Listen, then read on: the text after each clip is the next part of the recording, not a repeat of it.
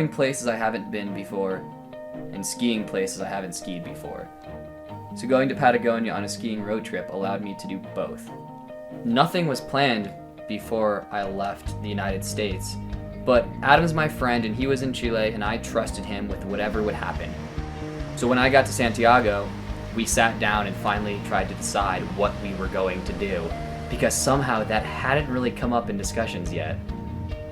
Pretty quickly, we decided that our goal was to drive from Santiago to Punta Arenas and ski as much as we could between them.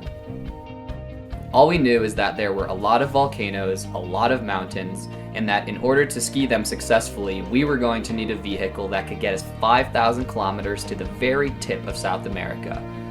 One that would allow us to sleep, eat, cook, and live in. We didn't know where we were going to be sleeping on this road trip, so at the car rental agency, we made sure to ask for the most discreet, inconspicuous van that they had to offer. This is what we got. Come on in. There's 3 modes to van life. You have driving, chilling and eating, and sleeping. Pretty easy transformation allows you to cook, read, or hang out at a table inside the van.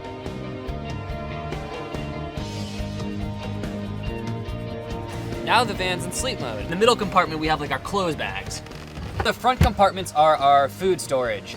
We have this guy, which is how we listen to all of our music. There are exactly 6 songs on here, and we have driven exactly 4,500 kilometers. We were starting our road trip around September 18th, Chile's Independence Day. Because of that, we made sure to get a little patriotic flair.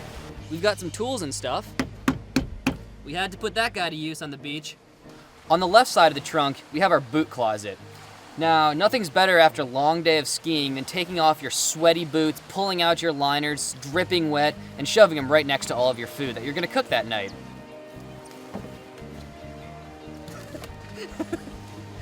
I think when a lot of people go on road trips, they end up bringing everything except the kitchen sink. Well, not us. Welcome to our second kitchen and dining room. All of these things are great, but they're not really any use unless you have a beautiful place to use them. While driving through Patagonia, we made sure to always find the most pristine camp spots available. Fortunately, Chile and Argentina offered a plethora of wonderful beachside, mountainside, and riverside campsites.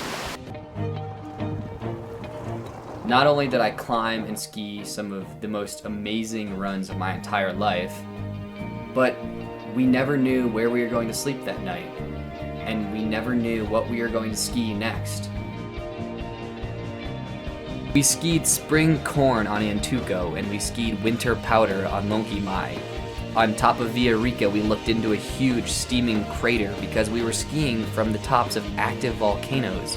And we drove for days and days on end, looking up at steep mountains until we were finally looking up at Fitzroy. I flew into Santiago with no expectations, and 5,000 kilometers and 1 month later, I came out of Punta Arenas with the best trip of my life. I'm Brody. I invite you to join me in watching a 4-episode series about our road trip through Patagonia. I'm going to watch it, and I was there. I was literally there the whole time. So I left summer expecting to ski in the spring, but it was actually winter and it felt like fall. I was pretty seasonally confused.